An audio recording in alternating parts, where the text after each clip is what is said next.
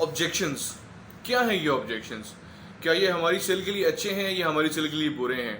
क्या हमें ऑब्जेक्शन को कैटर करना चाहिए या ऑब्जेक्शन से हमें भागना चाहिए? क्या है इस ऑब्जेक्शन के पीछे, ये सारी कहानी क्या है?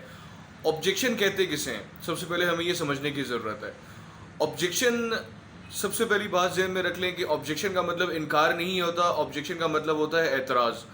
और हम इसे एतराज़ भी नहीं कहते, हम सिर्फ इसे ये कह सकते हैं कि ये आपकी बात का एक रिस्पॉन्स होता है क्लाइंट का, जिसे हम लोग ऑब्जेक्शन समझ रहे होते हैं। सबसे पहली बात तो मैं आपको बताता चलूँ कि अगर आपका क्लाइंट ऑब्जेक्शन कर रहा है तो इसका मतलब ये है, ये साइन है एक पॉजिटिव कि हमारा जो क्लाइंट है वो हमारे प्रोडक्ट में इंटरेस्टेड है, और हम इसका जो ऑब्जेक्शन है उसे हम क्लियर करने के बाद एक अच्छी सेल हम लोग क्लोज कर सकते हैं।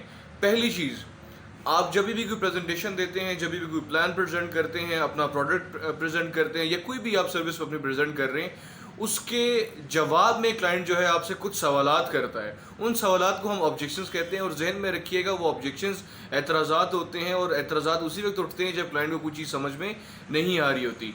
सिंपल सी चीज़ है, जब आपका क्लाइंट आपसे कोई भी ऑब्जेक्शन करे, कोई भी सवाल करे, तो आप उसे सिंपल सा जो है आप ये क्वेश्चन पूछ लें कि सर आप जो ये ऑब्जेक्शन कर रहे हैं, आप इस तरह से क्यों सोच रहे हैं, या आपने जो ये ऑब्जेक्शन किया है आपको कौन सी ऐसी चीज़ ने मजबूर किया जो आप ये चीज़ मुझे कह रहे हैं, आपको किस बात पे कन्फ्यूजन हो रही है जो आप मुझसे सवाल पूछ रहे हैं। ट्राई टू डिग डाउन, ठीक है, उसका ऑब्जेक्शन सबसे पहले समझने की कोशिश करें कि वो ऑब्जेक्शन कर क्यों रहा है।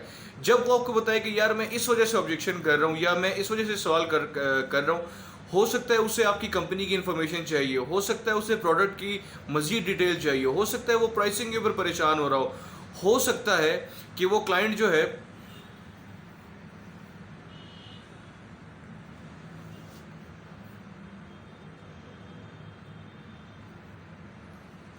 वो फैसला ना बना पा रहा हो सकता है वो क्लाइंट जो है वो चूज़ ना कर पा रहा हो आपकी प्रोडक्ट या किसी और की प्रोडक्ट के बीच में।